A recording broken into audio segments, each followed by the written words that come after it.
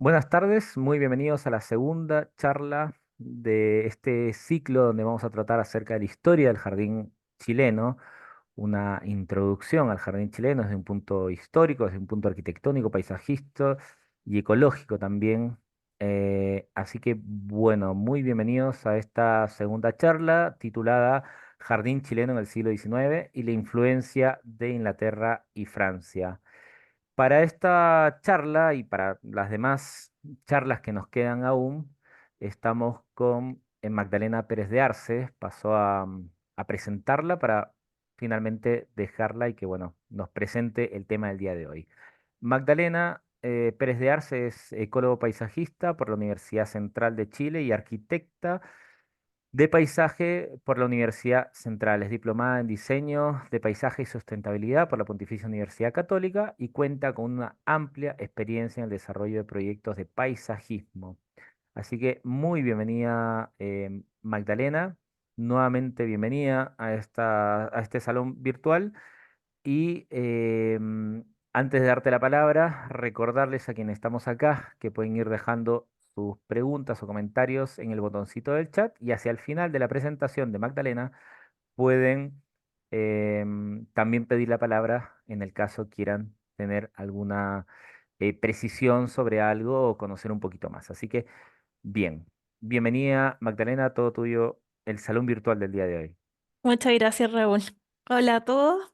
Em, Espero que les guste el tema de hoy. Vamos a... Ahí está. ¿Se ve bien? Ya, perfecto. La charla de hoy va a hablar sobre la evolución del paisajismo en Chile posterior a la colonia. La charla pasada hablamos un poco del origen del patio chileno, que para los que la pudieron escuchar, tiene una raíz árabe que llegó a través de los españoles que fundaron Santiago.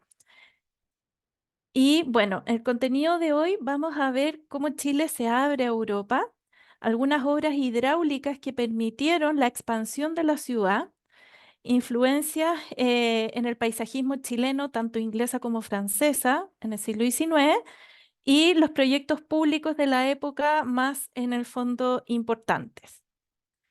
Entonces, para comenzar, este es como un resumen que en la colonia pasamos de la huerta jardín a una escala de paisajismo para la ciudad. Ese es el concepto del siglo XIX. En el siglo XIX nace la democratización de la infraestructura verde en las ciudades, es decir, antes del siglo XIX, los jardines estaban inscritos solamente en las casas privadas como concepto de paisajismo, pero después de mediados del siglo XIX, las áreas verdes se abren a todas las personas y comienza la infraestructura verde, es decir, parques y plazas en las ciudades para todos. ¿Ya? Esa es la diferencia entre estos periodos de tiempo. Acá comenzamos con un relato de un comerciante inglés que vivió en Chile en la época de la independencia y describe también a veces las acequias se llevan a través de los jardines, algunos de los cuales, pertenecientes a las mejores casas, están muy bien cuidados y ornados con fuentes de piedra en el centro. Contienen naranjos, granados, limones y una gran variedad de plantas y flores indígenas de la región. Floripondios y diamelos, cuyo perfume mezclado en las horas calientes alcanza hasta la calle. Entonces, en este pequeño relato de comienzos del siglo XIX hasta mediados del siglo XIX, nos describe esta fusión, ¿cierto?, que tenemos en el paisajismo chileno, que es nuestra raíz, ¿cierto?, con nuestra flora nativa que tenían en el fondo los habitantes originarios de Chile y las plantas que introdujeron los españoles. Entonces nosotros al comienzo del siglo XIX hasta mediados del siglo XIX tenemos esta mezcla donde se describen plantas como granados, limones, naranjos propios del jardín árabe que llegaron con los españoles y habla de las plantas y flores indígenas de la región que se refiere a nuestra flora nativa. Ya entonces nosotros tenemos esta mezcla criolla por decirlo de alguna manera, de nuestro jardín chileno. Pero avanzado en el siglo XIX, el país se consolida la agricultura, ¿ya? Entonces, también hay un aporte de capitales mineros. Piensen que es una época donde también se empieza a explorar la minería en Chile. Entonces, agricultura y minería dejan un gran capital en el país.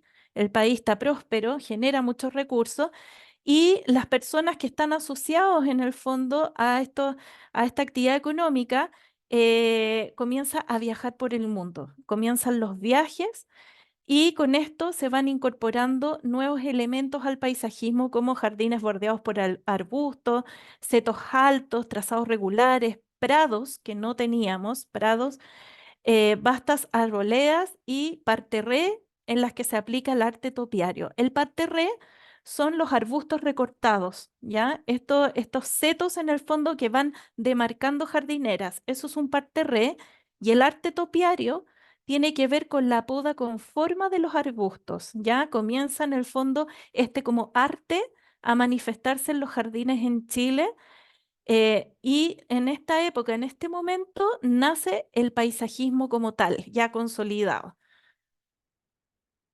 Entonces, aquí, gracias a la página Memoria Chilena, que les recomiendo visitar, que tiene una fuente muy buena de imágenes y de planos de la época, podemos ver acá el plano de Santiago en el siglo XIX, donde ya visualizamos parques importantes para la ciudad, como por ejemplo el Parque Cousiño, actualmente Parque O'Higgins, el Cerro Santa Lucía, ¿ya? Y bueno, aquí vemos el trazado de la ciudad que está bien acotado, toda la trama urbana estaba asociada a la zona centro de Santiago y algunos campos y quintas ya donde se trabajaba la tierra más hacia la zona oriente y toda la periferia de esta zona céntrica de Santiago. Acá otro plano donde podemos ver en el fondo nuestra ciudad, ¿cierto? En el siglo XIX, en este contexto rodeado de cordillera y cerros, donde la trama urbana se concentra en el centro de la capital y tímidamente se va expandiendo gracias a obras hidráulicas que vamos a comentar más adelante. Bueno, la influencia francesa marcó un antes y un después en nuestro paisajismo. Previo a esta moda, esta corriente de diseño que llegó a Chile, teníamos el jardín tradicional de trazado regular, traída por los españoles, de origen árabe, por supuesto, el jardín, bien sencillo y asociado también a la huerta de la casa. Pero ya se rompe este esquema después, en la segunda mitad del siglo XIX cuando Chile se enriqueció con la llegada de varios paisajistas y el más renombrado y el que hizo más obras que todos conocemos fue Guillermo Renner, ya que en 1872 eh, abrió en el fondo esta época y diseñó grandes parques como el Parque Macul, Parque Santa Rita, el diseño de los jardines del Llano Subercasó, entre otros. Entonces acá hay una imagen del Parque de Santa Rita, la Viña Santa Rita hecha por Guillermo Renner, donde podemos ver acá en este plano el diseño de su casa, o sea, del jardín, que es una mezcla y fusiona ambas tendencias, la que vimos en la primera charla, ¿cierto? Los patios interiores asociados a la casa y después el parque francés comprado, ¿cierto? De setos recortados y árboles traídos de diferentes partes del mundo. Entonces, aquí comienza ya a introducirse muchas especies que para nosotros son habituales en la ciudad y en nuestros parques y que vienen desde esta época de la historia en el paisajismo en Chile. Guillermo Renner también diseñó nuestra plaza de armas. Si bien la plaza de armas existía, le dio un diseño de paisajismo como tal en el siglo XIX donde se remodeló la plaza existente, la Plaza Mayor, que es la plaza original de este damero, de este trazado fundacional, y hizo jardines irregulares con araucarias, cedros, ceibos, encinas, palmeras y pataguas.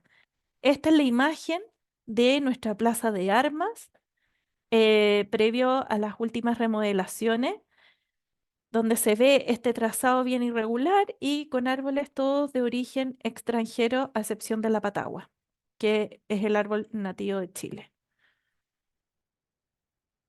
Entonces, por otro lado, paralelamente pasaban otras cosas y aquí puse un relato sobre la Quinta Meix. La Quinta Meix era el palacio que se ubicaba donde está la estación central, a un costado, y acá un cronista alemán describe que eran hermosos jardines que daba la impresión de una gran opulencia.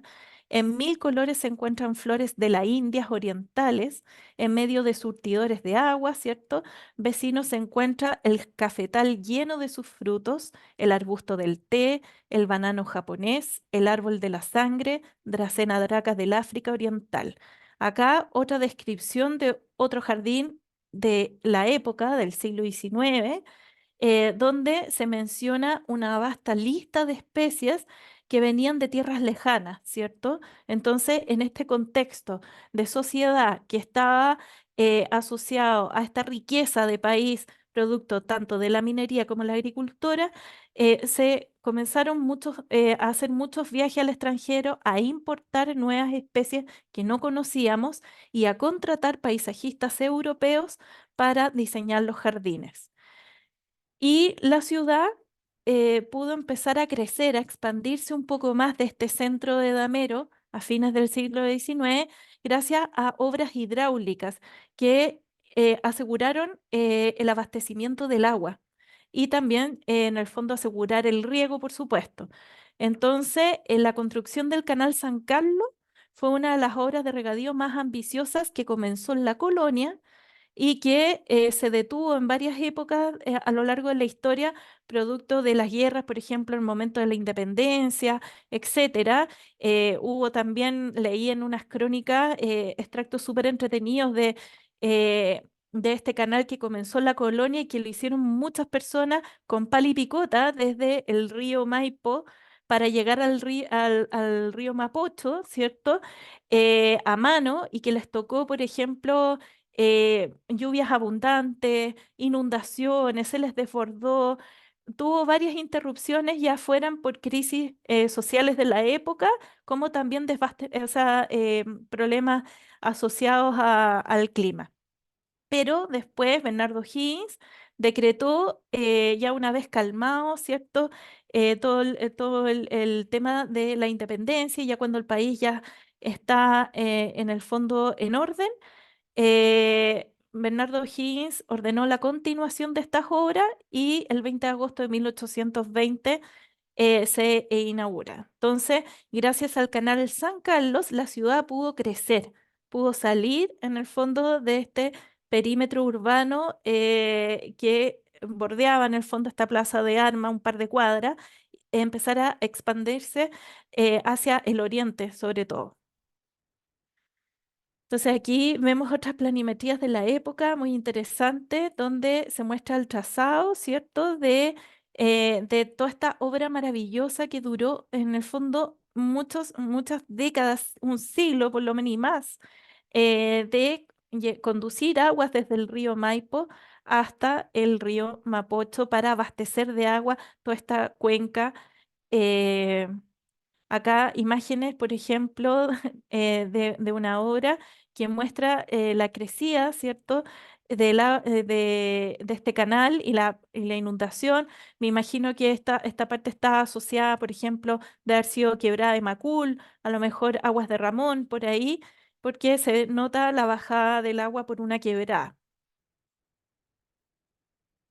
Y bueno, las influencias en el paisajismo en esta época. La principal, la primera, fue el paisajismo francés, ya que se caracteriza por tener un estilo formal y simétrico, ya el diseño se basa en estructuras ordenadas que busca el equilibrio riguroso en las diferentes áreas del jardín. El paisajismo francés también trabaja el uso de ejes y perspectivas. Ya los jardines se organizan alrededor de ejes centrales donde las vistas se pierden y hay elementos ornamentales que son hitos dentro de estos ejes, como pueden ser las fuentes de agua, estatuas, elementos arquitectónicos, ¿ya?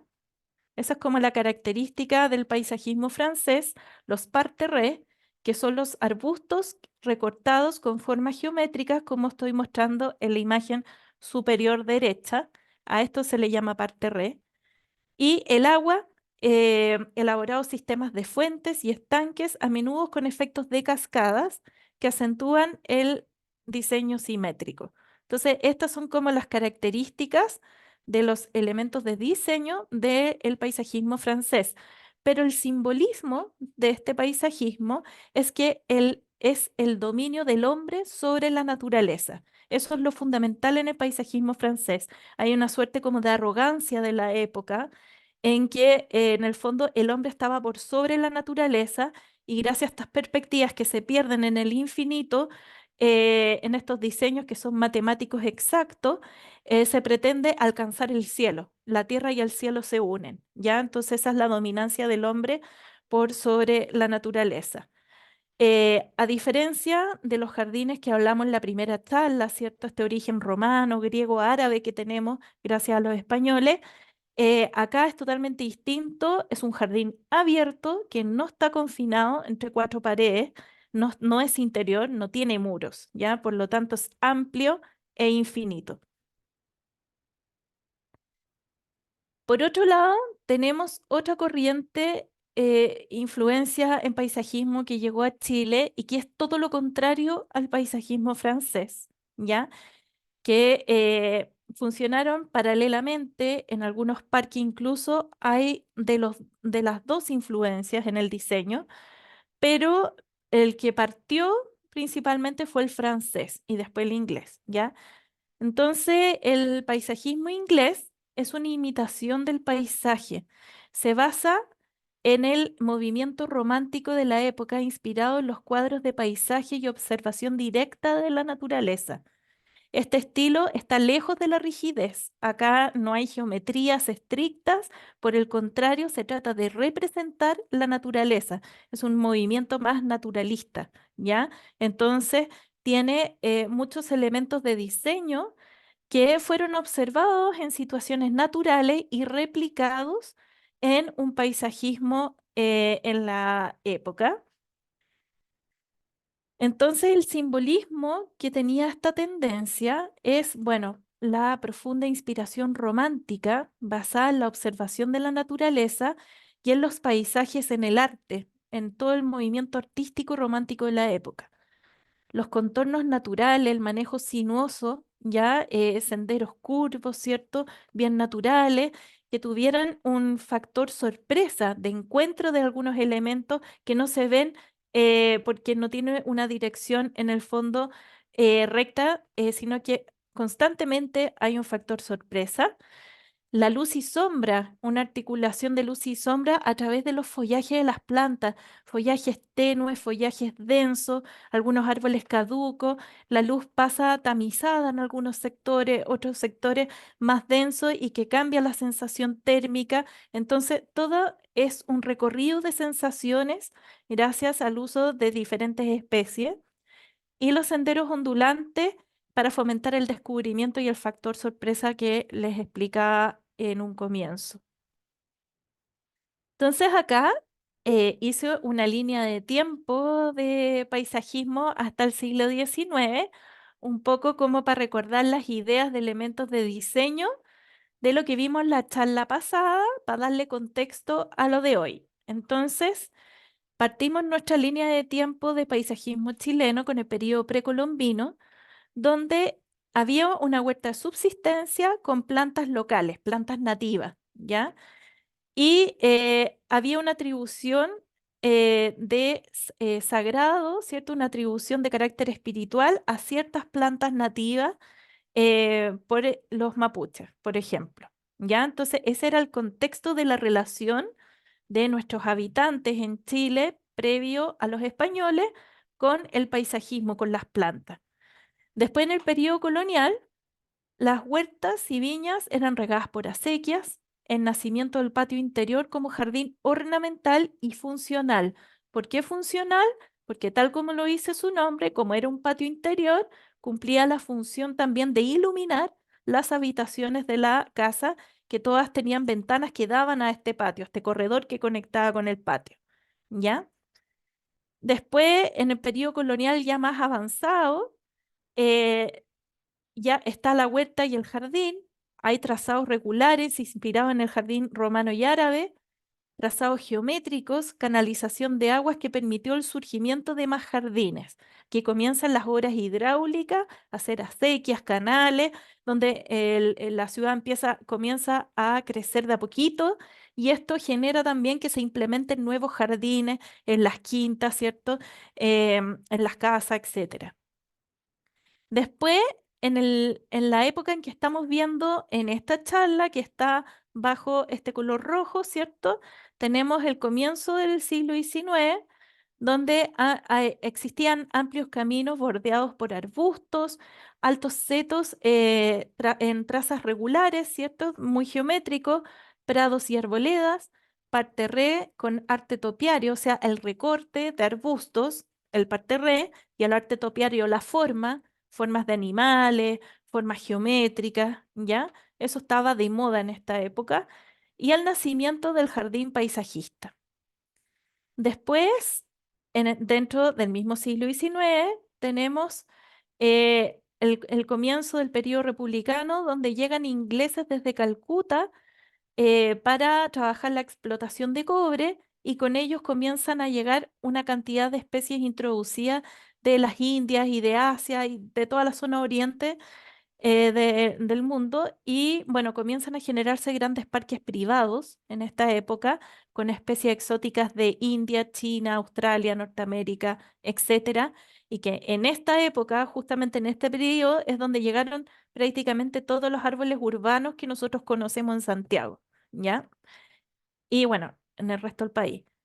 Y el periodo posterior a mediados de 1850 van naciendo parques que son hitos como la Quinta Normal, como Escuela de Agricultura. Guillermo Renner construye el Parque Lota. Después construye los parques privados de algunas viñas que mencionamos al comienzo de la charla. Y bueno, aquí nace el primer parque urbano para todos, el más grande e importante, que es el Parque Cousiño, actual Parque O'Higgins, ¿ya?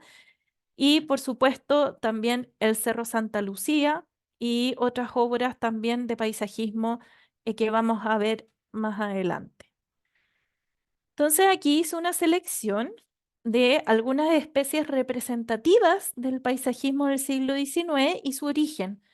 Acá tenemos las peonías, los crisantemos y el ginkgo biloba, ¿ya?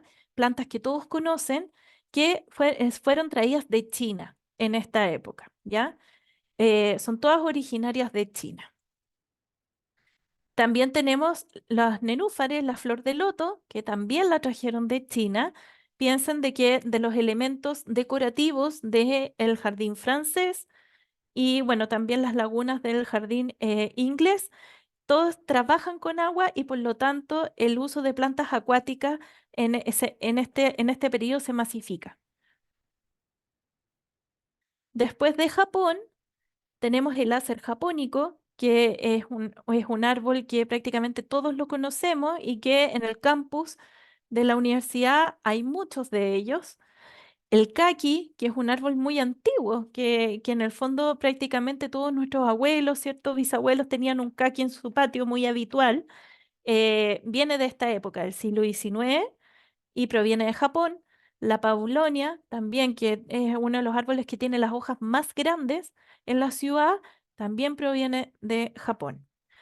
De Argentina, llegaron también de Argentina y en el límite también con Uruguay, Paraguay, todo ese sector, provienen estos árboles que son muy abundantes también en nuestros parques urbanos y algunas calles, como el ombú, que es la fitolaca dioica, que tiene estas raíces que son bien tortuosas y bien grandes y que a los niños les fascina escalar en los parques.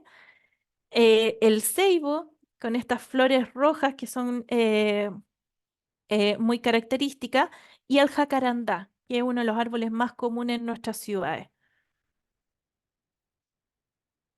De Estados Unidos llegaron las coníferas. Ya acá llegó este gran grupo de la mayoría de los pinos, de cedro, la mayoría, porque hay otros de otras partes del mundo, pero aquí puse como ejemplo el pino oregón y la secuoya también, ya que estos árboles son característicos de los parques de las casonas del siglo XIX. No hay parque que no tenga uno de los dos. De Australia también llegan muchos árboles de este país, como todos los aromos. El eucaliptus también es australiano y también se introduce en el siglo XIX, pero con otra misión que no tenía que ver con paisajismo, tenía que ver con el control de dunas, ¿ya? Em, Hay un parque nacional, el Parque Federico Albert, en la séptima región, en la localidad de Chanco, donde en el fondo en el siglo XIX, comienzos del XX, había un gran problema de avance de dunas y las dunas estaban en el fondo avanzando hacia el pueblo y tapando algunas casas. Entonces lo que se propuso en esa época fue traer estos árboles de Australia que ayudaban a la contención de las arenas y a través de la reforestación. Entonces de ahí vienen estos árboles y que también sirvieron para reforestar posteriormente al comienzo del siglo XX el Parque Metropolitano de Santiago también con la misma función. Y bueno, acá hice una selección de poquitos proyectos, porque la charla podría durar mucho, pero de los proyectos más representativos e importantes para la ciudad de esta época. Y partimos con la Alameda de Santiago. Em, la Alameda, antes de conformarse como tal, al comienzo, durante la colonia en el fondo, era un brazo seco del río Mapocho, estaba en un nivel inferior a lo que eran las calles y por lo tanto se usaba como vertedero, era un basural. Posteriormente se fue trabajando para convertirlo en un paseo, en un paseo y ya se consolidó como tal, como avenida principal con 4 hileras de árboles, con el mandato de Bernardo Higgins, posterior a la independencia. Anteriormente también ya se había trabajado como Alameda, pero se consolida como tal eh, posterior a la independencia. Y aquí podemos ver que era un paseo de la época donde se limpió este lugar que tenía un uso que no era el mejor de todos y se convirtió en un paseo para la ciudadanía. Y este era el primer espacio público en el fondo implementado en la época que otorgaba sombra, tenía algunas zonas de estar, etcétera. Aquí tenemos una imagen de la Alameda 1860, donde podemos ver esta arborización y que imagínense el contexto de la época, la arquitectura toda de fachada continua. Por lo tanto, no habían arborizaciones exteriores en las calles y sabemos que Santiago es muy caluroso en verano, propio de nuestro clima mediterráneo. Por lo tanto, esta Alameda, sin duda, debe haber sido un vergel para refrescarse en esa época del año como paseo del santiaguino. O sea, estas columnas de árboles otorgaban en el fondo esa necesidad de refrescar la ciudad. Acá a comienzos del siglo XX, ya en 1906, era el paseo de la élite capitalina. Todos buscaban en el fondo el estar bajo la sombra de estos árboles. Acá podemos ya en 1927 ver cómo era nuestra Alameda. Ya, sin duda es bien impactante ver estas imágenes y ver cómo está ahora, cómo ha cambiado todo. Y bueno, acá es como está actualmente, un poco para darle contexto a esta historia, o sea, nuestra ciudad, cómo creció, cómo se densificó y cómo en el fondo estas obras de paisajismo que eran imponentes en esa época quedaron atrapadas en medio de la expansión urbana. Después tenemos la Quinta Normal. La Quinta Normal nació como una escuela de agronomía en el fondo para las personas, donde había área de ganado, donde se enseñaba a trabajar con los animales, habían cultivos y todo el paisajismo, todo en el fondo las áreas exteriores fueron diseñados al estilo francés, ¿ya? Acá vemos acá el trazado irregular, después hay unos setos recortados geométricamente, es una mezcla, una fusión de tendencias, pero predominantemente francesa. Y bueno, así era la quinta normal en sus comienzos. La laguna, aquí en todos los espacios públicos y también en los jardines privados se incorpora el elemento agua como laguna. Entonces aquí es donde nace esta fusión entre influencia francesa e inglesa, ¿ya? Esta mezcla de dos tendencias que genera este paisajismo. Aquí podemos ver la laguna del parque y bueno, acá una foto aérea de cómo está la Quinta Normal en la actualidad, remodelada por Teodoro Fernández, donde se conserva en el fondo los árboles existentes que fueron plantados en el siglo XIX. Después, otro proyecto icónico de la época fue el Cerro Santa Lucía, y aquí puse una imagen de Pedro Valdivia cuando llegó a Santiago y fundó, se paró en el fondo en el Cerro Santa Lucía, llamado Cerro Huelén en esa época. Huelén significa doloroso, daño en mapudungún, y tiene alusión a que era una roca. El cerro no tenía sustrato, era una gran piedra en la ciudad. Entonces, desde aquí era un punto estratégico porque podían dominar en el fondo todo el valle, ¿cierto? Toda la parte céntrica donde se fundó la ciudad, de ahí viene su importancia. Y bueno, aquí hay una imagen del Cerro Santa Lucía de 1870, donde se puede ver esta gran piedra, este gran peñasco, ¿cierto? Sin tierra, sin material vegetal, lo que hace más increíble la obra que se generó en este punto. Y bueno, cuando Benjamín Vicuña Maquena fue intendente de Santiago, él gracias a su experiencia en el extranjero, él fue exiliado, ¿cierto? Vivió mucho tiempo en Estados Unidos y después viajó a Europa, trajo consigo este concepto, esta idea de ciudad con áreas verdes para todos, que en Chile no se conocía, las áreas verdes estaban solo en las casas privadas, y él en el fondo trae la idea de convertir espacios públicos para todo, la democratización de la infraestructura verde. Y tuvo la genial idea de trabajar este cerro por la importancia histórica que tiene y plantarlo. Pero ¿cómo lo hicieron? Si era una piedra, trajeron tierra, tierra de hoja, tierra agrícola, ¿cierto? En sacos eh, al hombro para empezar a rellenar y hacer algunos elementos constructivos que retuvieran, ¿cierto? Este sustrato e ir plantando en esta dificultad. También regaban a mano, o sea, llevaban el agua en balde hasta que se implementó una bomba que impulsara el agua años después. Entonces fue un trabajo muy sacrificado, pero que generó uno de los primeros parques en el fondo para la ciudad. Ahí podemos ver en 1874, ¿cierto? Con el Cerro Santa Lucía recién implementado, un gran desafío paisajístico, un trabajo de muchas personas. Ahí, fíjense, con el mirador, ¿cierto? Hacia cómo era nuestra ciudad. eh, Realmente es una belleza estas imágenes. Acá podemos ver la realidad del cerro, este cerro pedregoso, era una piedra en el fondo, en el centro de Santiago, que se convirtió en este gran parque urbano. Ahí pueden ver en la imagen la carreta de bueyes llevando plantas y materiales. Si la logran ver ahí, es realmente impactante. Bueno, la construcción duró varios años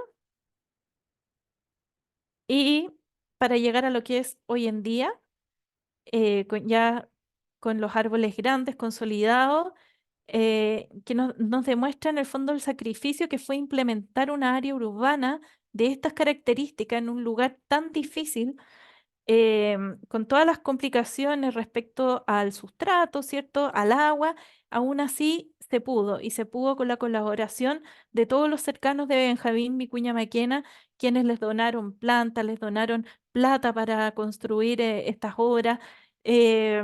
Fue una colaboración entre todos para hacer este paseo urbano capitalino a la usanza francesa. Y acá podemos ver el cerro en la actualidad, cómo quedó sumergido, ¿cierto? Entre grandes edificios que no guardaron proporción en su escala y lamentablemente el cerro no se ve como cerro dentro de su entorno inmediato. A mí me pasa que eh, años atrás subí a uno de estos edificios de oficinas que están en el borde para tomar una fotografía del Cerro Santa Lucía y me impactó en el fondo cómo no se guardó la proporción en la escala del entorno inmediato urbana y se disminuyó tanto una obra tan magnífica como esta. Bueno, después la otra obra escogida para esta charla es el Parque Cousiño, actual Parque O'Higgins. El Parque Cousiño eh, lleva el nombre de quien en el fondo se encargó de donar las platas para generar este parque y también en la época de Benjamín Vicuña Maquena y se contrató al paisajista español Manuel Arana para su diseño. Acá el parque cuenta todavía con una laguna, con grandes arboledas, ¿cierto? Algunos ejes rectos y otros senderos que son ondulantes y sinuosos, una mezcla de tendencias que el origen de este parque antes en la colonia era el campo de Marte donde se hacían ejercicios militares. Por lo tanto, a lo largo de la historia, siempre en el Parque O'Higgins hubo prácticas militares, ¿ya? Posteriormente se convierte en parque en el siglo XIX, el Parque Cousiño, y ya en el siglo XX cambia de nombre a Parque O'Higgins y se vuelve a remodelar incorporando otro tipo de infraestructura como los museos que existen actualmente y posteriormente se han ido agregando otras obras como todas las que conocemos. Em, Acá podemos ver fotos de la época, todas con plantas exóticas introducidas, la laguna, ¿cierto? Elementos ornamentales clásicos del siglo XIX, estas glorietas, las pérgolas, todo lo que es el ornamento de las zonas de estar.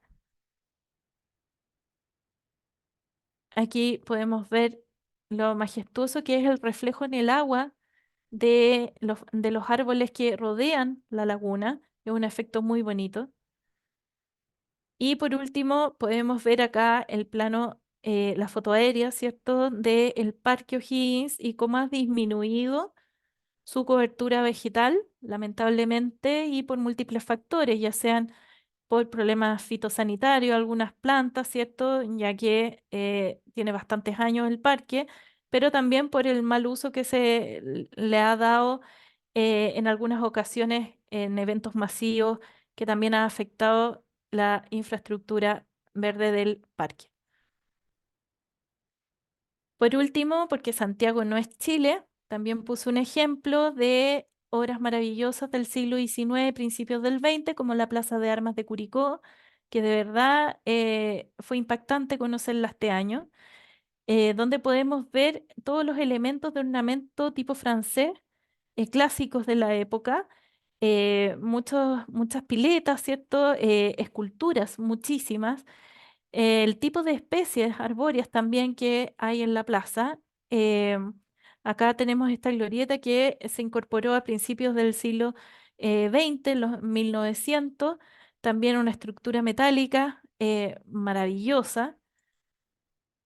Podemos ver aquí también el ornamento de estas fuentes de agua, estos árboles enormes, las araucarias clásicas en el fondo del paisajismo del siglo XIX. Entonces, realmente es un referente muy bonito de lo que fuera el paisajismo en este siglo. Aquí pueden ver las grevilleas, árboles de origen australiano, eh, las palmeras de diferentes especies, diferentes orígenes.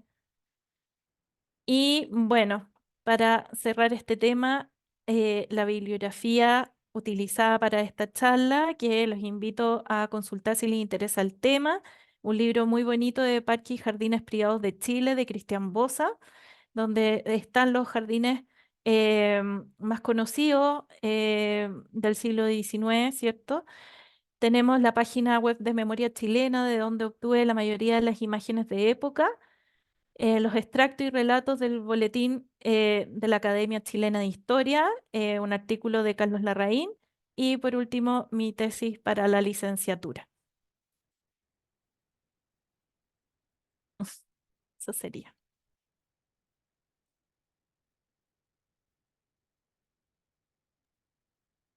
Bien, muchísimas gracias, Magdalena.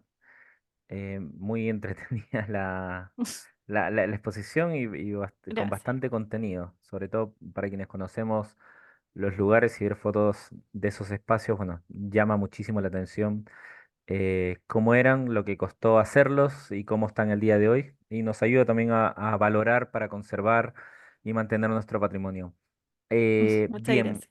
les pido por favor, no sé si hay preguntas, no sé si alguien quiera eh, tomar la palabra. Yo por mientras voy a dar paso a una pregunta más Ujú. propia, y es que mencionaste, por ejemplo, el tema de las araucarias dentro del diseño de plazas, y así Sí, como, por ejemplo, qué especies chilenas eran o más propias como nuestras eran tomadas como algo valioso dentro de la ornamentación de los espacios, de los jardines, de los espacios urbanos, y no sufrieron la misma suerte que, por ejemplo, el espino, que era más bien sacado porque no se le consideraba bueno. sí. Ojo que las araucarias mencionadas no son Ujú. chilenas.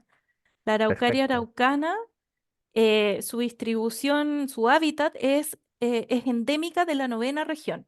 Por lo tanto, es muy difícil de forma natural, o sea, es imposible encontrarla en la zona central. Tenemos otro clima. Las grandes araucarias que nosotros vemos en la ciudad son distintas especies, la mayoría proviene de Australia, hay algunas de Norteamérica, o sea, vienen de distintas partes del mundo y son introducidas, ¿ya? Se parecen, sí, tienen bastantes similitudes, pero no es la nativa. Y en árboles nativos que podemos encontrar en parques de época, generalmente son árboles en la zona central, son árboles de nuestro ecosistema mediterráneo, como el quillay, el peumo y las pataguas. Son como los más comunes en los jardines de época, en el fondo, pero predomina el introducido, porque en el fondo le daba una prestancia y demostraba poder y abundancia económica en el fondo porque venían de otra parte del mundo. Entonces, Mm. predomina lo exótico a lo nativo en esta época. Bien, muchísimas gracias. Bueno, muy interesante, dice María Lina. No tenía no tenía idea cómo se gestó el Cerro Santa Lucía, quedé muy impresionada. Leonora Fernández pregunta cuáles eran los árboles que se ocuparon en la Alameda, Álamos, de ahí viene el nombre Alameda. Originalmente eran álamos. que fueron traídos, si mal no recuerdo, Son, desde Mendoza, ¿cierto? el álamo, ahí tengo la duda de dónde, sí, no sé, ahí no lo puedo asegurar que hayan sido Mendoza, pero son introducidos, absolutamente. Perfecto. Me preguntan, ahí ayúdame con el nombre, de las ¿Sí? A ver. Jubaea chilensis. Sí, en la En- palma chilena. ¿Ya? Perfecto. En qué parques de época están? Hay muchos parques privados de viñas, por ejemplo, si no me equivoco, en la Viña Santa Rita creo que hay en varios parques privados. En el Cerro Santa Lucía no he visto, más bien está asociado como a parques que eran de haciendas, ¿ya? En territorios como más agrícolas, alejados de la ciudad y en algunos patios interiores de la trama urbana de Damero que tenemos en el centro de Santiago también. Bien, bueno, bueno, la juega, sí. Y esta pregunta la hizo Silvia Stay. Marc Turell dice, muy buena presentación. Hablaste de los ingleses de Calcuta. ¿Cuál era su influencia en Chile? Ellos llegaron, los ingleses, bueno, en esta paralelo a ver, al siglo XIX, mediados del siglo XIX acá en Chile, en India estaban los ingleses, ¿cierto? Era colonia inglesa. Por lo tanto, ellos vinieron a trabajar el cobre a Chile. También estamos en un contexto que apareció el ferrocarril, por lo mismo. Y ellos trajeron en estos viajes plantas a Chile, plantas que provienen del Oriente. Ese fue como en el fondo el legado de los ingleses y que también introdujeron, por supuesto, esta idea más romántica también de diseño de paisajismo que tiene que ver con las lagunas, con los senderos ondulantes y todo lo Ujú. que vimos en la exposición. Perfecto. Marisol Richter pregunta si además de Renner llegaron ¿Sí? otros paisajistas extranjeros a Chile. Sí, llegaron muchos. Y de hecho mencioné otro que es español, que es el que diseñó el Parque O'Higgins, Manuel Arana. Llegaron ingleses, franceses.